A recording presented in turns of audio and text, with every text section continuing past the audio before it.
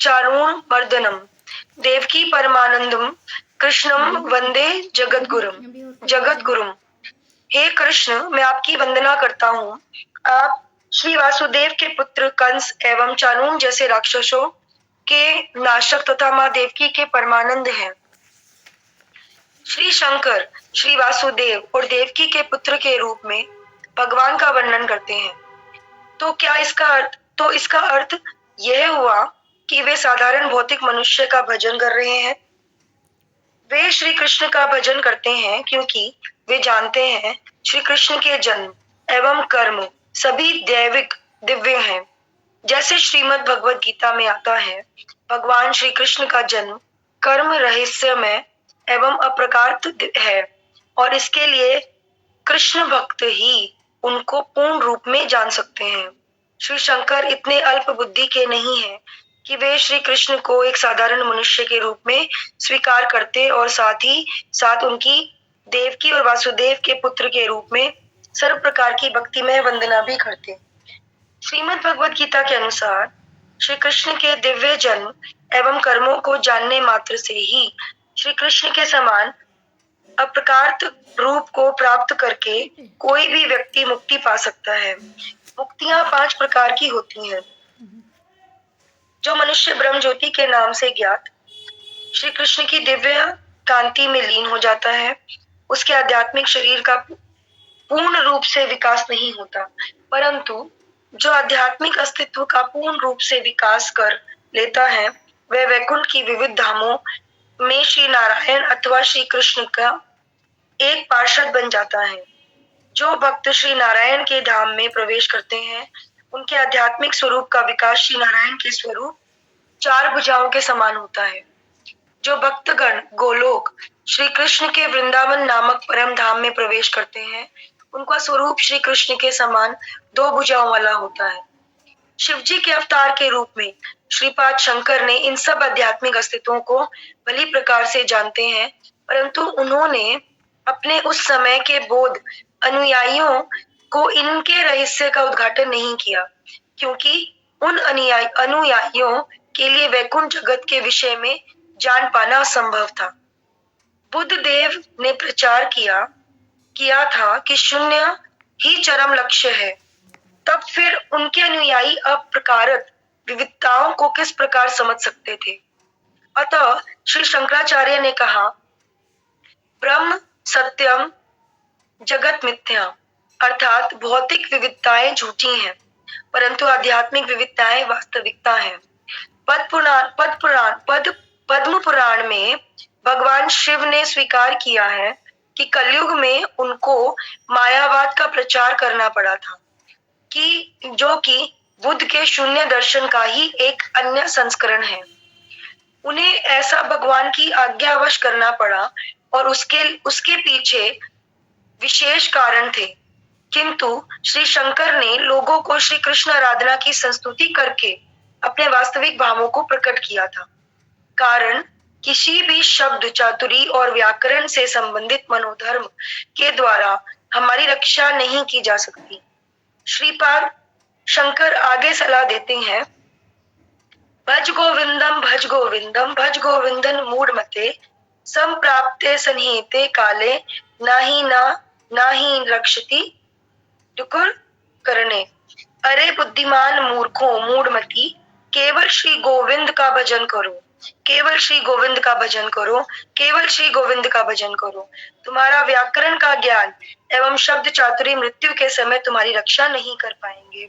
तो जितना हम यहाँ तक समझते हैं कि जब ये चैप्टर शुरू हुआ तो इसमें जो शंकराचार्य जी हैं वो अपने यहाँ पे क्या कहते हैं विचार प्रकट कर रहे हैं श्रीमद् भगवद गीता के लिए। तो इसमें हर तरीके से वो यहाँ पे हमें सपोर्ट करते नजर आए हैं। और हम ये भी बोल सकते हैं कि अगर शंकराचार्य शंकर भगवान के जिनको कहते हैं ना उनके अवतार माने जाते हैं, उनके रूप माने जाते हैं, तो कितने ही ऐसे शंकर भगवान के शिव भगवान के पुजारी हैं जो सिर्फ कहते हैं कि यही परम भगवान है हमारे लिए। बट कहीं ना कहीं ये समझने का मतलब उनको हम एक इंडिकेशन दे सकते हैं कि यहाँ पर जिनको वो अपना इष्ट मानते हैं उनके इष्ट के इष्ट, मतलब जहाँ पे वो कहाँ पे डायरेक्ट कर रहे हैं, वो कहाँ पे उनको मतलब जाने का रास्ता दिखा रहे हैं। और यहाँ पे मुक्ति के उन्होंने 5 प्रकार जो यहाँ पे बताए हैं, मुक्ति के 5 प्रकार, जो कि सारे मुक्तियों के जो द्वार हैं श्री कृष्ण तक ही आ रहे हैं, ये सारे के सारे 5 द्वार। लास्ट में अभी ये जो हमने श्लोक जो उनको कहते हैं, उन्होंने बोला कि श्री पाद शंकर जो आगे सलाह हमें दे रहे हैं, वो सिर्फ गोविंद भजने पर ही स्ट्रेस दे रहे हैं, जो कि हमारा इस्कॉन का भी मूल मंत्र है कि chant Hare Krishna and be happy. तो सिर्फ भगवान सिर्फ श्री गोविंद का भजन करने से ही हमारी रक्षा हो पाएगी, और कोई यहाँ पे और कोई सोल्यूशन नहीं है। ना ही व्याकरण का ज्ञान, ना ही शब्द चातुर्य, मृत्यु के समय किसी भी प्रकार की चालाकी, किसी भी प्रकार का ज्ञान हमें हमारी रक्षा नहीं कर पाएगा। सिर्फ एक भगवान का ही नाम है जो हमें तारेगा। तो आगे पढ़ते हैं। भीष्म द्रोण तथा जयद्रथ जला गंधारणी लोत्पला शल्याग्राहवती कृपेण वहनी कृणेन वेलाकुला अश्वत्थामकी कर्ण घोर मकरा दुर्योधना वर्तिनी सोतिरा खलु पांडवे रण नदी केव तर्कः केशव। कुरुक्षेत्र के युद्ध की उस भयानक नदी को जिसे पांडवों ने विजय पूर्वक पार किया। माता जी 1 मिनट।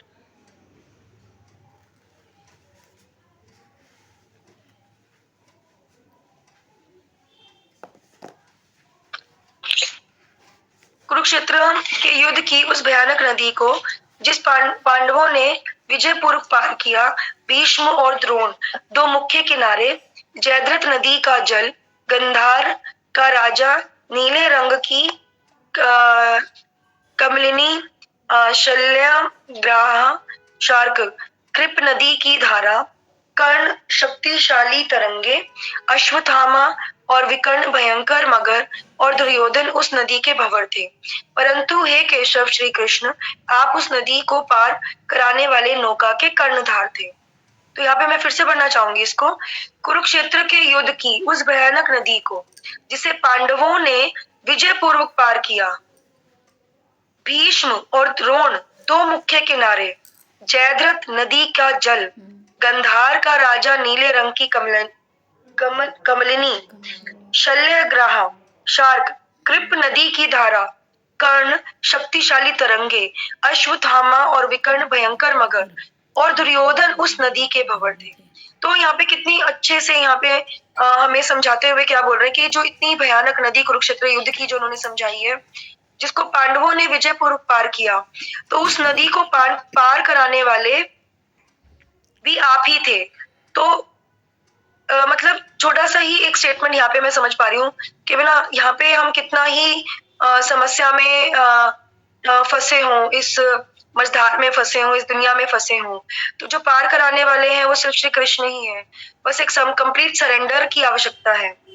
तो यहाँ पे पाराश्रवच सरोज ममलम गीतार्थ गंधो उत्कटकंठम नानाख्यान के केसरम हरि कथा संबोधना बोधितम लोके सज्जन पदेरह पेपीयमानं मुदा क्या कर सकते हैं भूयाद भारत पंकजम कलिमलम प्रधविस्नः श्रेयसे। उस नदी के जल में श्री व्यास देव जी के वचनों का महाभारत रूपी निर्मल कमल खिलता है। श्रीमद् भगवद गीता उस कमल की अत्यधिक उत्कट मधुर सुगंध है, और वीरों के नाना प्रकार के आख्यान पूर्ण विकसित कमल के पत्र हैं, जिनका भगवान श्री हरि की कथा के द्वारा पूर्ण रूप से विकास हुआ।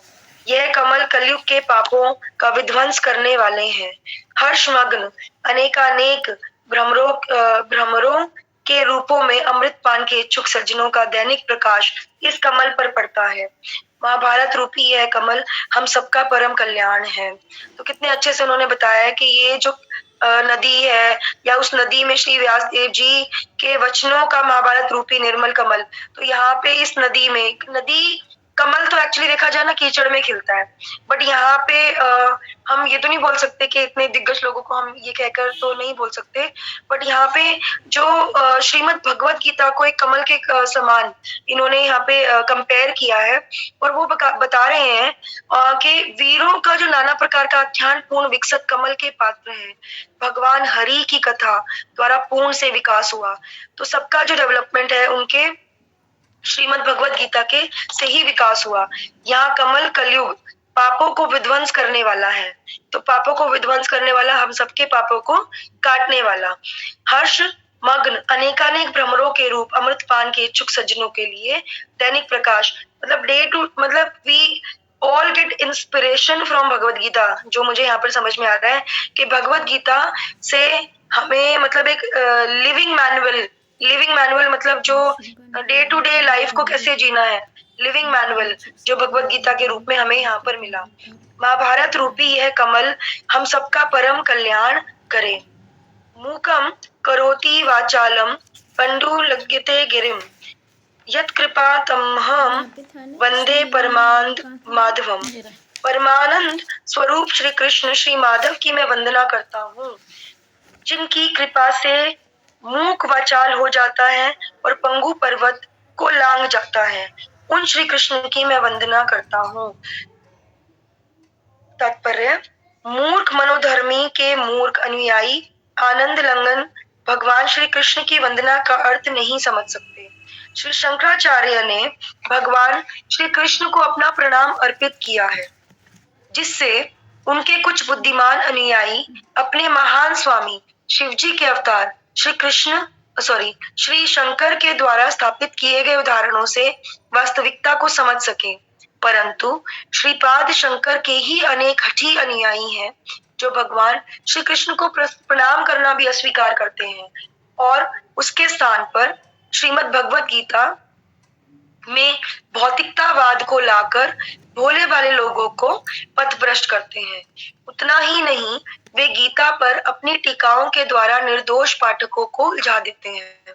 फलस्वरूप पाठकों को यह सुअवसर कभी भी नहीं मिल पाता कि सब कारणों के कारण भगवान श्री कृष्ण की वंदना करके वे कृतार्थ हो सके। मानवता पर यह सबसे भयंकर आघात है कि गीता के अर्थ को विकृत रूप में प्रस्तुत करके मानव जाति को कृष्ण विज्ञान अर्थात कृष्ण भावनामृत के प्रति अंधकार में रखा जाए। तो यहाँ पे मतलब ये उन लोगों के लिए तो बहुत क्लियर है जो कि शिव को अपना इष्ट मानते हैं, और शंकराचार्य तो क्लियरली उनको खुद, जिनको वो अपना इष्ट मानते हैं, वो खुद डायरेक्ट कर रहे हैं कि श्री कृष्ण को वो खुद प्रणाम कर रहे हैं। तो यहाँ पर तो कुछ मतलब डाउट रह ही नहीं जाता कि श्री कृष्ण ही परम है। पर फिर भी उनके कुछ अनुयायी जो हटी हैं, जो नहीं मानते, जो प्रणाम उनको कृष्ण को मानते ही नहीं, जो अभी भी सिर्फ बोलते हैं सिर्फ शिव ही इष्ट है, तो उनके लिए यहाँ पर शंकराचार्य जी मतलब के लिए या फिर उनके द्वारा हम समझ सकते हैं, उसको समझा सकते हैं कि जब उनके इष्ट ही उनको बोल रहे हैं कि भी श्री कृष्ण तक ही जाना उनका परम उद्देश्य है, फिर भी वो मतलब समझ नहीं पा रहे हैं यहाँ पे। फलस्वरूप पाठकों को यह सुअवसर भी नहीं मिल पाता कि सब कारण भगवान श्री कृष्ण की वंदना करके अर्थात, या इंस्टेड वो इंस्पाइट वो क्या करते हैं, वो श्रीमद् भगवत गीता को भौतिकता मतलब एक मटेरियल वे में प्रस्तुत करके जो लोग को पूर्ण सत्य नहीं है उनका पथभ्रष्ट करते हैं। ना ही वो खुद समझ पाते हैं और औरों को भी मिसगाइड करते हैं। विकृत रूप में प्रस्तुत करके मानव जातियों को कृष्ण विज्ञान अर्थात कृष्ण भावनामृत के प्रति अंधकार में रखा जाए। तो यहाँ तक माता जी, प्रभु जी प्लीज थोड़ा सा और समझाइए। मैंने तो सिर्फ रीडिंग ही किया आज, थोड़ा सा मुझे भी समझ में आएगा अगर आप थोड़ा सा और अच्छे से समझा पाएंगे। हरे कृष्ण माता जी। माता जी, जहाँ तक मुझे समझ में आया है मैं ये कहूँगी, जैसे यहाँ पे कुरुक्षेत्र के युद्ध को एक भयानक नदी से यहाँ पे तुलना की गई है। जैसे जो नदी है वहाँ पे मतलब पांडवों ने कितनी मुश्किल से उस नदी को पार किया है, जहाँ पे उनके मतलब सब परिवार वाले थे, सब उनके अपने लोग थे। जैसे कि यहाँ पे भीष्म और द्रोण को मुख्य किनारे, और जयद्रथ नदी का जल गंधार के राजा नीले रंग की कमलिनी यानी शल्यग्राही शार्क से, शकुनी जो थे उनको शार्क से उनकी तुलना की गई है। जो कृपाचार्य थे उनको नदी की धारा, कर्ण थे शक्तिशाली तरंगे, अश्वत्थामा और विकर्ण भयंकर मगर और दुर्योधन उस नदी के भंवर थे। परंतु हे केशव, यहाँ पे हमें प्रभुपाद जी यही बताना चाह रहे हैं कि चाहे कितनी भी मुश्किलें परेशानी हो, लेकिन अगर हम हरि नाम का सहारा ले लेते हैं, भगवान के शरणागत हो जाते हैं, तो हम किसी भी भवसागर से आराम से पार कर सकते हैं। जहाँ तक मुझे यही समझ में आया माता जी। और यहाँ पे जैसे बताया कि जो भगवत गीता है, जैसे वेद व्यास जी ने महाभारत लिखा, लेकिन उसमें जो भगवत गीता का पाठ था वो ही हमारे जीवन का एक कहते हैं ना कि जैसे अभी मूल उद्देश्य नहीं, जो ये हमें को पार उतारने के लिए एक नाव की तरह, जैसे अगर हम उसका अध्ययन करते हैं, उसको अच्छी तरह समझ जाते हैं, तो हम इस भवसागर को इजीली पार कर सकते हैं। जिससे यहाँ पे बताया गया है कि भगवत गीता उस कमल की अत्यधिक उत्कंठ मधुर सुगंध है और वीरों के नाना प्रकार के आख्यान पूर्ण विकसित कमल के पत्र हैं।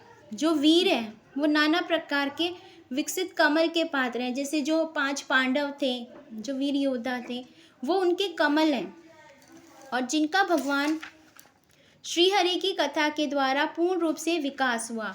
भगवान के आश्रय होने के, भगवान के पूर्ण शरणागत थे जैसे पांडव, और इसी वजह से वो इतने मतलब प्रपंचों के बाद भी और इतने मुसीबतों के बाद भी वो उस चीज़ से पार पा गए, क्योंकि भगवान उनके परम आश्रय थे, उनको भगवान का सहारा था। कहते हैं ना कि जिसको भगवान रखता है उसको कोई मार ही नहीं सकता। हालांकि उनका भी कुटुंब नाश हो गया था, एक परीक्षित महाराज जी बचे थे, लेकिन फिर भी सत्य की जीत हुई। जैसे भगवान कहते हैं ना, जहाँ भगवान है वहाँ हार तो हो ही नहीं सकती। ये कमल कलयुग के पापों का विध्वंस करने वाला है और हर्षमगन अनेकानेक भंवरों के रूप में अमृत पान के इच्छुक सज्जनों का दैनिक प्रकाश का कमल पर पड़ता है। महाभारत रूपी यह कमल, यह हम सबका परम कल्याण करे। यानी कि जो इस भगवत गीता के मर्म को समझ जाता है, जो कि यथारूप, जो प्रभुपाद जी ने हमारे लिए जो कृष्ण के कहे वचनों को बिल्कुल यथारूप में हमारे लिए प्रकट किया है, बुक्स के रूप में प्रकट किया है, और इसको हम अगर एक भंवरे की तरह अगर हम उसके मधु को रसपान कर लेते हैं, तो फिर हमें किसी और चीज़ की ज़रूरत ही नहीं है और हम इस भवसागर को आराम से पार कर लेंगे और अपने जीवन को सार्थक बना लेंगे। हरे कृष्णा माता जी। और मुझे तो यही समझ में आया है। अब विनीता माता जी आप कुछ ऐड कीजिए प्लीज़। हरे कृष्णा, सभी भक्तों को मेरा प्रणाम। इसमें इस चैप्टर में बुद्ध और शंकराचार्य दोनों का नाम आया है ना। ज्यादा करके तो शंकराचार्य का है, लेकिन जब वेद जब थे है ना, तो उस समय बलि प्रथा बहुत ज्यादा थी, तो बुद्ध का जन्म हुआ, क्योंकि बहुत ज्यादा बलि प्रथा हो रही थी। तो बलि प्रथा एक्चुअल में इसलिए होती थी कि जो पशु होते थे उनका शरीर जब जर्जर हो जाता था, वृद्ध हो जाते थे, तो उनको नया शरीर देने के लिए ऋषि मुनि उनका बलि देते थे, और फिर वो बिल्कुल से नवीन रूप में, बिल्कुल स्वस्थ रूप में वो आ जाते थे। लेकिन शक्ति जो थी वो धीरे धीरे कम होती गई, क्योंकि कलयुग के प्रभाव की वजह से व्यक्ति भी दूषित होने लगे, तो बलि लोग देने लगे। लेकिन किस लिए देने लगे? अपनी तृप्ति के लिए देने लगे, है ना। और अभी तो देखिए बलि देते हैं और फिर बलि दे करके उसको खा लेते हैं ना। तो ऐसी स्थिति बहुत ज्यादा हो गई थी।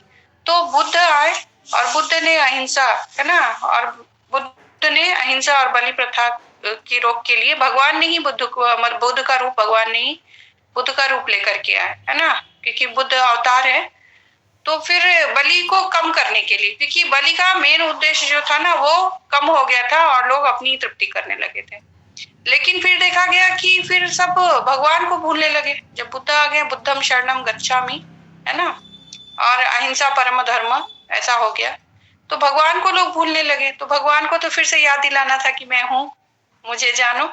तो फिर शंकराचार्य आए, है ना। शंकर जी तो भगवान के बहुत बड़े भक्त हैं। तो शंकराचार्य आए और शंकराचार्य ने केदारनाथ, केदारनाथ के पीछे अभी भी उनकी कुटिया है शंकराचार्य की, है ना। तो वहां पे वो दिन भर भज गोविंदम ही करते थे। लेकिन उनकी माँ एक बार बीमार पड़ गई, तो जब उनकी माँ बिल्कुल खाट पे थी, तो पूछती थी कि अब तो बता दे कि तू किसको भजते रहता है दिन भर, अब तो बता दे। तो उन्होंने बोला कि माँ अब तुम बस भज गोविंदम ही करो, है ना, मैं इन्हीं को भजता हूँ क्योंकि यही परम भगवान है।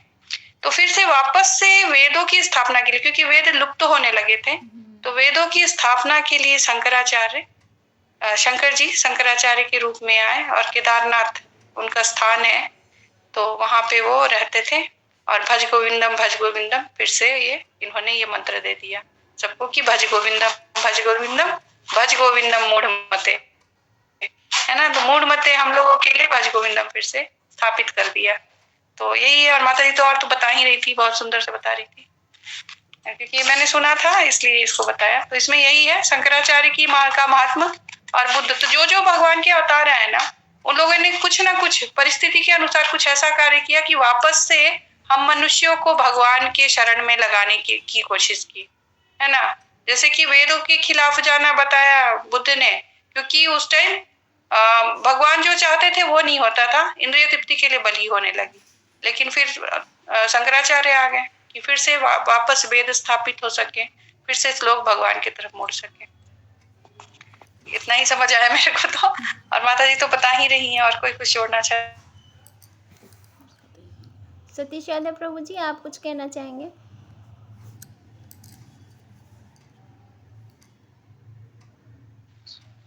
हरे कृष्ण माता जी, दंड प्रणाम। हरे कृष्ण। ज्योति शर्मा माता जी, हमारी ईद की चांद होती है कभी कभी। तो माता जी ठीक बात नहीं है, आप बहुत सुंदर और अच्छे भक्त हैं, तो रेगुलर क्लास को ज्वाइन कीजिए ताकि हम आपसे कुछ प्रेरणा पा सकें। और रेगुलर ज्वाइन करेंगे तो फिर और भी अच्छी तरह इस क्लास में निखार भी आएगा। छोटी सी तो हमारी क्लास है, उसमें आप एब्सेंट हो जाते हो और छोटी हो जाती है। तो हमें छोटी नहीं बनाना है, इसको थोड़ा सा बड़ा बना सकते हो आप इसमें रेगुलर ज्वाइन करके। और यहाँ पर जो इस चैप्टर में जो बात चल रही है वो ये क्या है कि निराकारवादियों के ऊपर एक बहुत तीखा प्रहार है। कहते हैं ना कि निराकारवादी जो है, तो उनके ऊपर हम लोग व्यंग कर सकते इस अध्याय को समझकर, क्योंकि जब शंकराचार्य ने ही उसको, उनकी निराकारवादियों का ही विरोध जो है शंकराचार्य कर रहे हैं। शंकराचार्य बता रहे हैं, है ना, कि कौन भगवान, लेकिन निराकारवादियों ने क्या कर दिया कि पूरे संसार की बुद्धि परिवर्तन करना चाह रहे हैं कि भगवान का कोई अस्तित्व नहीं है, भगवान किसी रूप में नहीं है ना। तो यहाँ पर सबसे बड़े निराकारवादियों के गुरु कौन माने जाते हैं? आदि शंकराचार्य। तो शंकराचार्य ने खुद कहा है ना, कि गोविंद को भजो। तो एक कथा जो आती है ना, जिस कारण ये श्लोक का उच्चारण हुआ है, भजे गोविंदम भजे गोविंदम भजे गोविंदम मूढ़मते संप्राप्ते सन्निहिते काले नाही नाही रक्षा करिते डुक्रिम करणे डुक्रिम करणे। एक व्यक्ति जो है वो अपने बिजनेस को बढ़ावा दे रहा है ना, कि मैं अब जैसे बुढ़ापा आता है, धीरे धीरे व्यक्ति धन कमाने की सोचता है कि मैं और अलग अलग कला से ना धन कमाऊं। तो वो क्या करता है, नए नए सोर्सेस को खोजता है कि कैसे धन को कमाया जाए, है ना। तो बुढ़ापे में भी ये इच्छा नहीं खत्म होती कि हम धन कमाना बंद करें, संसारिक विषय वस्तुओं को लें। तब आदि शंकराचार्य में कहा है, अरे मूर्ख, है ना, मूढ़ मते कहा है उसको। मूढ़ मतलब मूढ़ मते, जो भगवान को नहीं भजते। तब आदि शंकराचार्य ने कहा है कि ये व्याकरण काम नहीं आएगा, क्योंकि धन कमाने का एक नया फॉर्मूला सीखना पड़ता है, व्याकरण सीखना पड़ता है। तो व्यक्ति क्या कर रहा था कि वो कहीं पर बैठकर वो वाले मंत्र गा रहा था। तब आदि शंकराचार्य ने कहा है कि भज गोविंदम मूढ़ मते ते भज गोविंदम। तब उसको होश आया कि अरे मैंने तो इतना जीवन बिता ही दिया है, अब गोविंद को भजना। तो आदि शंकराचार्य ने, जैसे माता जी ने बताया कि 500 आई थिंक 507 ईस्वी में आदि शंकराचार्य का है ना जन्म हुआ, और 32-33 वर्ष केवल। आप सोच सकते हैं कि अभी तो हमारी उम्र इतनी ही हुई है लगभग, हम लोग तो उनसे ज्यादा की उम्र के हो गए। 32-33 वर्ष में सब कुछ प्राप्त कर लिया। और केदारनाथ पर आज भी हम देखते हैं कि वहां पर उनके कारण कितने श्रद्धालु जाते हैं। ये 4 जो बताए गए हैं ना मोक्ष के प्राप्ति की जगह, तो उनमें से एक केदारनाथ भी है। तो ये अध्याय जो है बहुत ही सुंदर अध्याय है, और यहाँ पे 5 प्रकार की मुक्तियां बताई गई हैं, है ना। ब्रह्म ज्योति, कृष्ण दिव्य कांति में लीन होना, ब्रह्म ज्योति मुक्ति बताई गई है, शंकराचार्य ने बताई है। कहीं ना कहीं वो भी अच्छा ही है, नहीं कह सकते भगवान के कहीं पर भी स्थान पे प्राप्त हो, लेकिन उसके बाद कृष्ण दिव्य क्रांति भी बताई गई है ना। उसके बाद बैकुंठ धाम भी बताया गया है। तो नीचे से शुरू किया उन्होंने 5 प्रकार की मुक्तियां, कि ब्रह्म ज्योति, कुछ लोग हो ब्रह्म ज्योति तक पहुंचे कम से कम, उसके लिए भी तो प्रयास करेंगे। पहले तो ब्रह्म ज्योति ही पहुंचना पड़ेगा, है ना, सीढ़ियां तो क्रॉस करनी पड़ेगी। उसके बाद है ना कृष्ण क्रांति, भगवान की भक्ति जागृत होगी। उसके बाद वैकुंठ धाम, फिर नारायण, फिर भगवान का गोलोक वृंदावन धाम। फिर उसी आधार पर क्या है, उनके शरीर का विस्थापन हो जाएगा। ये शरीर भी है ना कि 4 भुजाएं, और तो ये सब इसमें यहाँ पर रहस्यवादी तरीके से दिया गया है। और माता जी ने वैसे पढ़ ही दिया है, तो लेकिन थोड़ा मनन और चिंतन, होमवर्क है ना, कोई विद्यार्थी करके आए। जैसे क्रिकेट का मैदान होता है ना, तो पहले प्रैक्टिस करनी जरूरी होती है मैच खेलने से पहले। तो इस प्रकार माता जी से हम लोग हाथ जोड़कर विनती करते हैं, माता जी प्लीज रेगुलर क्लास में आइए और थोड़ा सा होमवर्क भी करके आइए, ताकि हम लोग अपना कीमती समय जो दे रहे हैं ना, उसका बहुत बड़ा महत्व समझा जाए। हर एक वक्ता को समझना चाहिए कि अब मैं अपना इनको कीमती समय दे रहा हूँ, तो ये कीमती समय मैं क्यों दे रहा हूँ, उसके लिए मैं कुछ तो अपना निकाल कर समर्पित कर दूं। नहीं तो आज के जीवन में किसी के पास टाइम नहीं है ना। तो अगर मैं कुछ गलत कह रहा हूँ इसलिए सॉरी माता जी। नहीं प्रभु जी, इनफैक्ट मैं क्षमा प्रार्थी हूँ पूरे वीक के लिए। एक्चुअली वर्ड्स ही नहीं है प्रभु जी, इसलिए मैं कुछ बोल ही नहीं पा रही हूँ सच बताऊं तो, पर कोशिश करूंगी मैं प्रभु जी कि कोई क्लास मिस ना हो। तो इसको माता जी कंप्लीट कर दूं मैं फिर आज इसको, अभी तो है 20 मिनट्स अभी तो। हाँ जी माता जी आगे कर लीजिए। मूकम करोति वाचालम पंडु लग्यते गिरिम यत् कृपा तमह वंदे परमानंद माधवम। परमानंद स्वरूप श्री कृष्ण श्री माधव की मैं वंदना करता हूँ। ये तो हो गया था जिनकी कृपा से मूक वाचाल हो जाते हैं और पंगु पर्वत को लांग जाता है, उन श्री कृष्ण की मैं वंदना करता हूँ। माता जी हो गया था यहाँ से। यम ब्रह्मा वर्णे इंद्रो मरुतः सतुवंतति दिव्य स्तवेरम वेदे जान्दुपद कर्मोपनीश दीर्घयन्ति यंगम यम सामगः ध्यानावस्थित गतेन मनसा पश्यन्ति यम योगिनो यस्यांतं न विदुः सुरासुरगणा देवा तस्मै नमः। उन परम प्रकाशवान को नमस्कार है जिनकी सृष्टिकर्ता ब्रह्मा जी, वरुण, इंद्र, रुद्र, मरुत, एवं दिव्य व्यक्ति स्तुति के द्वारा यशगान करते हैं, जिनका वेदों के श्लोकों द्वारा यशगान किया जाता है। सामवेद के गायक जिनका गान करते हैं और उपनिषद अपनी पूर्ण गायक मंडलियों के साथ जिनकी महिमा की घोषणा करते हैं। पूर्ण ध्यान में मग्न योगी लोग मन में जिनका दर्शन करते हैं, समस्त सुर एवं असुर का समूह जिनका अंत नहीं पा सकता। उन परम ईश्वर भगवान श्री कृष्ण सर्वभावीन प्रणाम है। उनको हम नमस्कार करते हैं, उनको हम नमस्कार करते हैं, उनको हम नमस्कार करते हैं। तात्पर्य: अपने ध्यान से इस 9वें श्लोक के गान के द्वारा जो श्रीमद् भागवतम से उद्धृत श्री शंकराचार्य ने संकेत दिया है कि भगवान श्री कृष्ण सभी लोगों के लिए पूजनीय हैं, जिनमें स्वयं श्री शंकर भी सम्मिलित हैं, वे सांसारिक निराकारवादी, मनोधर्मी योगी, शून्य दार्शनिक और भौतिक कष्टों के दंड के भागी सभी दूसरे मनुष्य को संकेत देते हैं।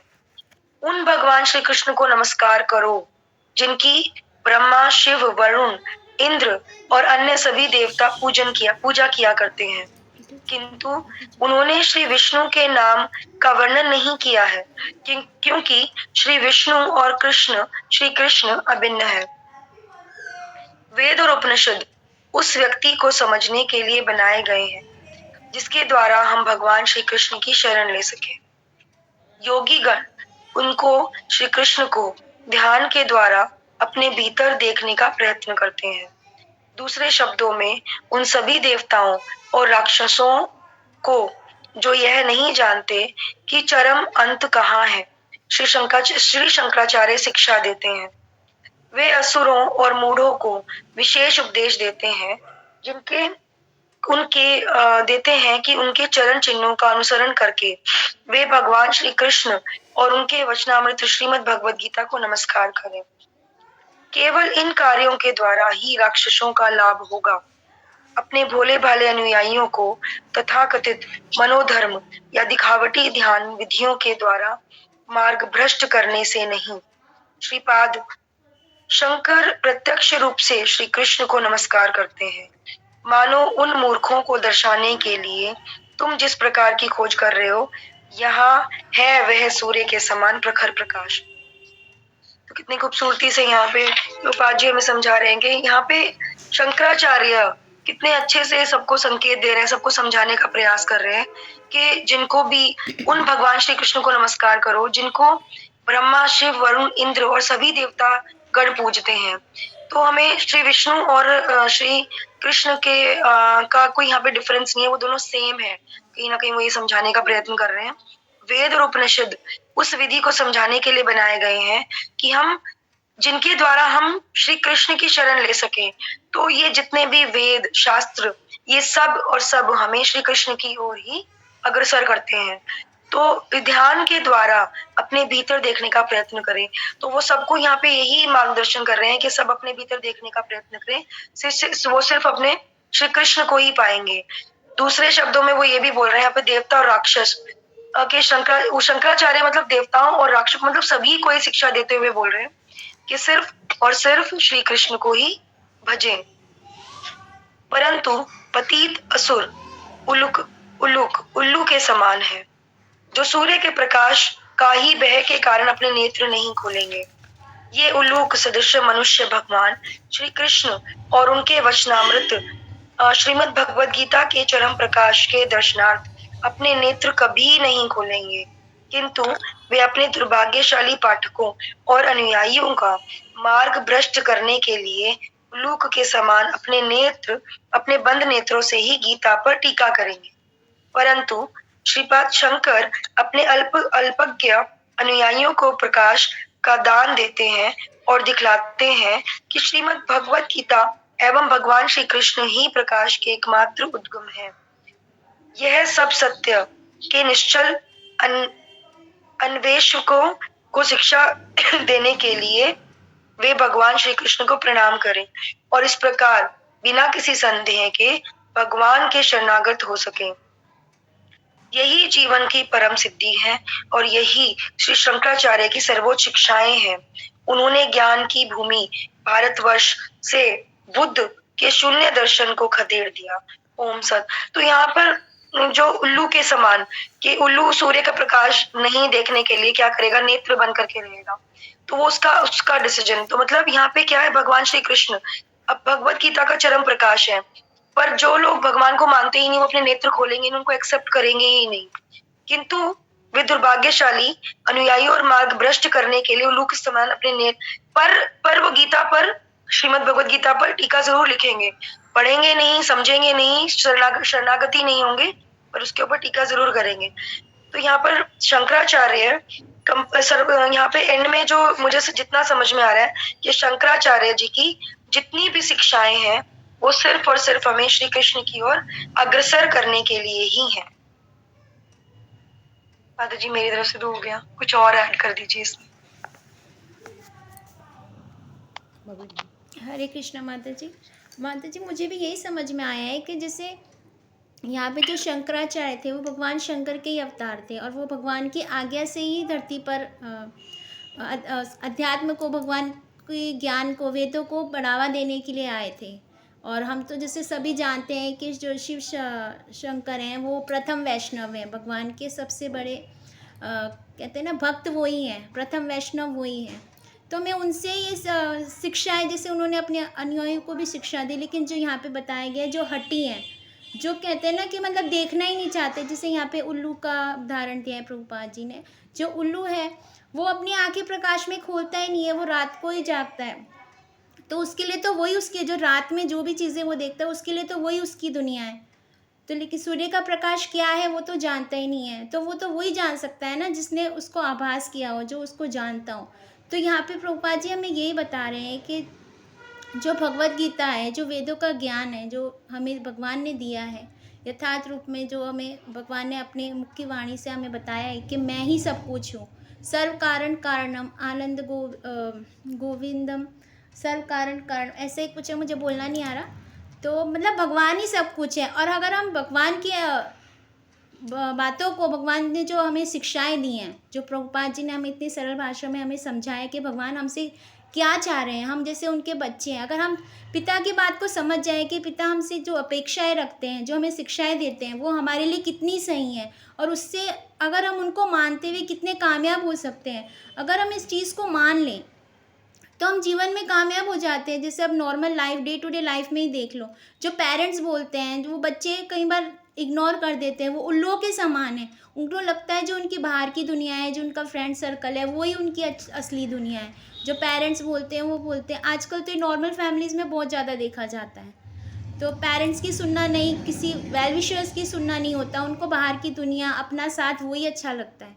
तो इसी तरह से यहाँ पे भी आध्यात्मिक जगत में भी जो भगवान ने हमें शिक्षाएं दी हैं, जो बताया प्रभुपाद जी ने हमें शिक्षाएं दी हैं, अगर हम उसका अनुसरण नहीं करते, उनको नहीं मानते, तो फिर हम नरकगामी बनेंगे, फिर हम इस भौतिकता में और जन्म मृत्यु के चक्र में ही फंसे रहेंगे। लेकिन अगर हम उसके सूर्य प्रकाश को, और जैसे कि प्रभुपाद जी ने आगे कहा है, एक भंवर की तरह उस कमल के रस को पान कर लेते हैं, तो हमारा जीवन सफल है। हरे कृष्णा माता जी। आप कुछ और ऐड करना चाहें तो मंजू माता जी।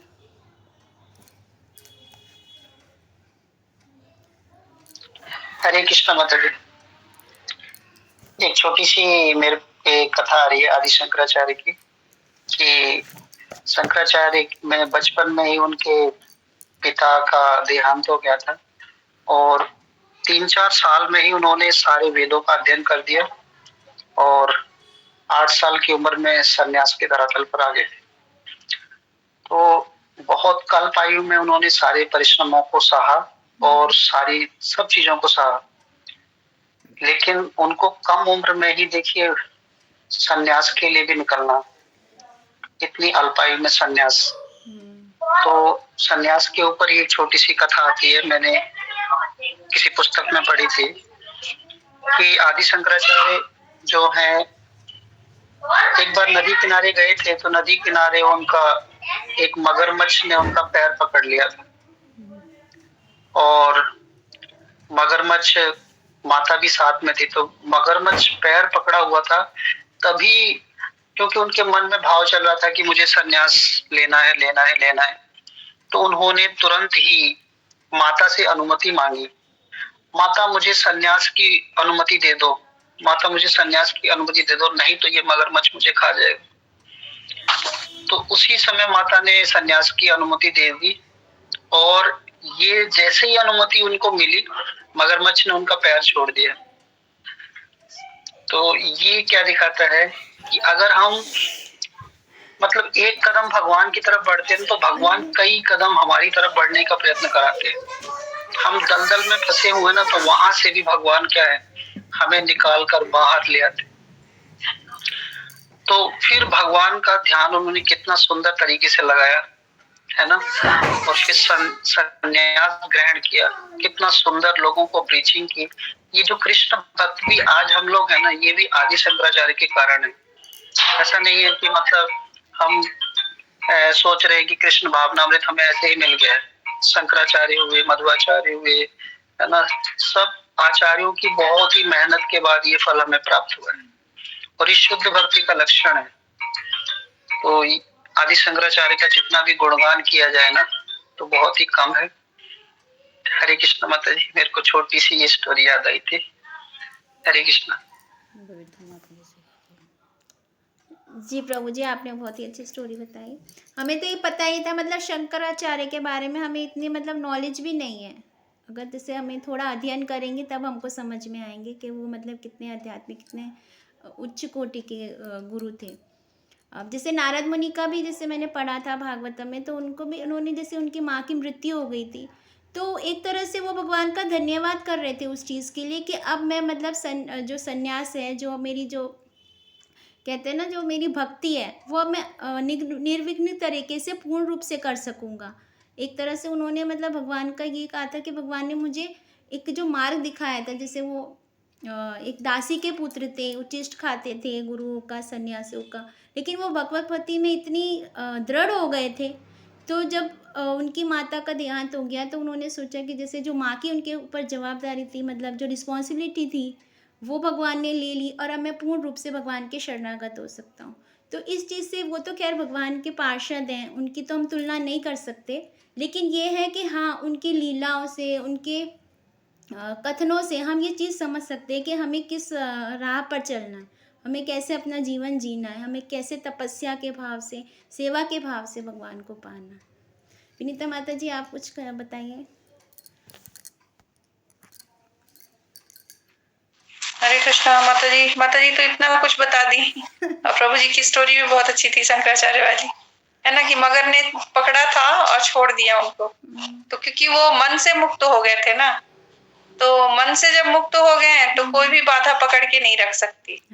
तो बस हमारे मन को ही, अपने मन को ही मुक्त करना है, नहीं तो हम फिर फंसे ही रहते हैं। सारे कार्य करने हैं लेकिन मन को मुक्त रखना है। तो ये स्टोरी से तो यही समझ आया है ना, मगर है हमारे चारों तरफ, और हम नदी में हैं, तो मगर तो हमें बार बार पकड़ेगा, है ना। तो मुक्त, अपने मन को मुक्त करना है, तभी सब बाधाओं को हम पार कर पाएंगे, और ये भव सागर पार कर जाएंगे। कितनी भी गहरी नदी हो, दलदल भंवर से भरा हुआ, पार कर जाएंगे इजिली। हरे कृष्णा। हरे कृष्णा। बबीता माता जी, आप कुछ बताइए प्लीज।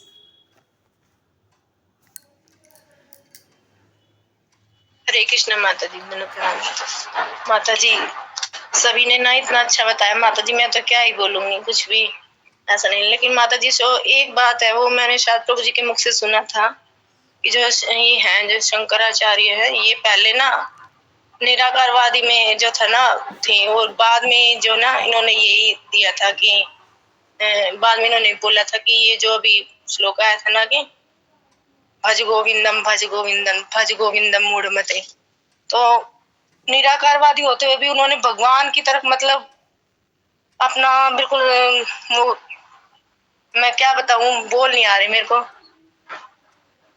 बस माता जी, मैं तो ये बताऊंगी, बाकी सब ने बहुत अच्छा बताया। हरे कृष्ण माता जी। हरे कृष्ण माता जी। मंजू माता जी, आप कुछ बताइए प्लीज। हरे कृष्ण माता जी। माता जी, आप सबने इतना सुंदर, इतना बढ़िया बताया है, प्रभु जी ने इतनी सुंदर स्टोरी सुनाई है, मेरी तो बीच में कटी गई वो स्टोरी में। मैं दोबारा सुनूंगी उसको। बहुत सुंदर बताया माता जी आप सबने ये।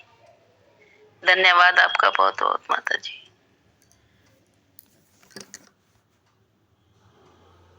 राधा देवी माता जी, आप कुछ कहना चाहते हैं? आप भी कुछ बताइए। लेफ्ट हो गई राधा माता जी, वो चले गए। अच्छा बार बार हो रही है उनके नेट में। अच्छा, नेटवर्क प्रॉब्लम। हरे कृष्णा, हरे कृष्णा। सभी पूजा माता जी से भी पूछ लिया करो। हाँ हाँ वो मेरे साथ बैठती है, मैं भूल जाती हूँ उन्हें। हरे कृष्णा प्रभु जी, हरे कृष्णा माता जी, दंडवत प्रणाम। माता जी ने खूब अच्छा बताया, सब कुछ है। शंकर भगवान तो मेन है ही, उन्हीं से ही हमें मांगनी चाहिए भक्ति, वही हमारे को भगवान के धाम ले जाएंगे हमेशा। यही बताते हैं इसमें, भक्ति का, प्रकाश का, ये सब कुछ है जो भी है भगवत धाम, इसमें भागवतम में सब कुछ मेन है कि सब कुछ इसमें मेन पॉइंट सब कुछ दे रखा है। भागवतम पर भगवत गीता पढ़ेंगे तो भगवान को जान पाएंगे। भगवान के मुख की बोली वाणी है इतनी मीठी जो भगवान ने हमें दिया है। अरे भौतिकता के दूर करने के लिए हमारे को अच्छा राह बताया है, ये इस्कॉन में हमारे को आए हैं जो जिससे हमें भक्ति की ओर आगे बढ़े हैं। ये जो मगर का बताया है, जो ये भौतिकता के उसमें हम उलझनों में फंसे पड़े हैं, भक्ति की ओर जाएंगे तो ही भौतिकता की से दूर होएंगे। हरि नाम माला जाप मिली हमारे को, जो कुछ भी प्रभुपाद जी ने हमें इतने अच्छा राह दिखाया है कि आगे बढ़ने के लिए। हरे कृष्णा प्रभु जी।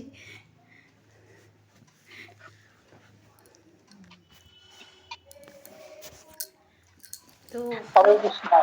प्रभु जी तो आप सभी भक्त, हाँ कहिए प्रभु जी। तो सभी भक्त पूजा माता जी का धन्यवाद देंगे, इतने दिनों से शांत रख रहे हैं सभी भक्त। तो पहले पूजा माता जी से पूछें, फिर दूसरे भक्तों से पूछें। जी प्रभु जी, हरे वो कृष्ण। एक्चुअली साथ में बैठे ना तो वो याद ही नहीं रहते, जो स्क्रीन पे दिख रहे हैं ना वही सब याद रहते हैं।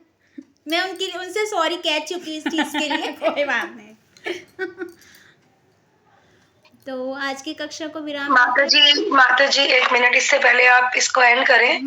जी माता जी। 1 सेकेंड, 1 सेकेंड माता जी, क्या हो गया इसमें? हाँ माता जी, मैं बोल रही हूँ इससे पहले आप एंड करें इस क्लास को, मैं हाथ जोड़ के आप सबसे क्षमा मांग रही हूँ सीरियसली, क्योंकि सुधीश प्रभु जी स्पेशली मैं आपसे, क्योंकि आप हमारे कहते हैं ना मॉनिटर हैं, ग्रुप लीडर हैं, ठीक है, और भावना माता जी से भी, क्योंकि हर दिन कुछ ना कुछ समस्या आई जो मैं शेयर सबसे नहीं कर पाई, तो उसके लिए प्रभु जी seriously from the bottom of my heart मैं बहुत सॉरी फील कर रही हूँ इस चीज के लिए। मैं कोशिश करूंगी अपना 100% देने की प्रभु जी, होमवर्क मैं अच्छे से करके आने की कोशिश करूंगी। जो मेरा पतन हो रहा है धीरे धीरे उसको मैं थोड़ा सा अपने आप को उठाने का प्रयास करूंगी, तो मैं पूरी कोशिश करूंगी। बस आप मेरे लिए प्रे कीजिए प्रभु जी कि जहाँ मैं फंसी रहती हूँ उनसे थोड़ा मैं निकलने का प्रयास कर सकूं। आई एम रियली सॉरी प्रभु जी। माता जी। हरे कृष्णा माता जी, जाएंगे तो सारे जाएंगे, नहीं तो कोई भी नहीं जाएगा। धाम जाएंगे तो सारे जाएंगे इस ग्रुप में, ठीक है। तो ऐसा नहीं है कि हम किसी को छोड़ दिए, छोड़ने वाले नहीं है, हाथ पकड़ के रखेंगे। थैंक यू प्रभु जी, thank you please. Hare Krishna ji. आप इतना सॉरी फील मत कीजिए, मुझे पता है आपका इतना टाइट शेड्यूल रहता है, इसलिए मैंने आज सोचा था कि मैं कल संडे को ज्योति माता जी की ही क्लास रखूंगी, इसलिए मैंने आपको सुबह कॉल किया था कि मैं कहा माता जी आज आपकी क्लास, ताकि हम भी आपको सुन सकें। इसीलिए आप उस चीज़ के लिए सॉरी फील मत कीजिए, मुझे पता है आप बहुत रिग्रेट करती हैं और आप भी कुछ ना कुछ खो रही हैं, इस चीज़ को आप भी फील करती हैं, तो ये मत सोचिए। और जैसे प्रभु जी ने कहा है सब साथ में ही जाएंगे, सब साथ में ही है, तो इतना मत सोचिए। एक हमारी फैमिली बन गई है माता जी, ये हमारी। हाँ, तो साथ में ही जाएंगे, साथ में ही रहेंगे, सब साथ में, जो जहाँ बैक पीछे रहेगा आगे खींच लेंगे। एक दूसरे का साथ ही हमारे लिए काफी है। ये और कहते कोई हैं बात नहीं, भगवत धाम नहीं जाएंगे, यहाँ पे रह के भी हरि नाम तो करेंगे ही ना, ये चैन इतना है भी ना, बहुत है हमारे इस लिए। चैन को टूटने नहीं देंगे हम। ये हमारी चैन बन गई है एक। तो हरे कृष्ण माता जी। ज्योति माता जी की तो प्रॉब्लम है माता जी, मेरी तो ऐसी कोई इतनी प्रॉब्लम भी नहीं, लेकिन माता जी मैं भी है ना आप सबसे ना क्षमा ही चाहूंगी माता जी। मैं भी इतना न माता जी ज्यादा सुन नहीं पाती और ज्यादा ना माता जी इसमें ध्यान भी नहीं दे पाती हूँ, उसके लिए माता जी मेरे को भी क्षमा करो और माता जी मेरे को भी खींच लेना आप लोग। मैं सबसे माता जी नीचे हूँ इस ग्रुप में। माता जी हम सब एक दूसरे के साथ ही हैं, सबने हाथ पकड़ रखा है, तो इस चीज की टेंशन मत लो, सब एक साथ ही हैं, चाहे डूबे चाहे तरे, सब साथ में हैं। सबने एक दूसरे का हाथ पकड़ रखा है, कोई नहीं गिरेगा डूबेगा। हम सब एक फैमिली बन गए अब तो। सबने चेन बना रखी है, अपनी चेन पकड़ी हुई है सबने। चलो आज की कक्षा को विराम देते हुए ज्योति माता जी का धन्यवाद करते हुए बाय चैंटिंग हरे कृष्णा हरे कृष्णा कृष्णा कृष्णा कृष्णा कृष्णा हरे कृष्णा हरे राम हरे राम हरे राम राम राम राम। वांछा कल्पतरुश्च कृपा सिन्धुभ्येव च पतितानां पावनेभ्यो वैष्णवेभ्यो नमो नमः। सभी भक्तों को धन्यवाद प्रणाम। हरे कृष्ण। हरे कृष्णा।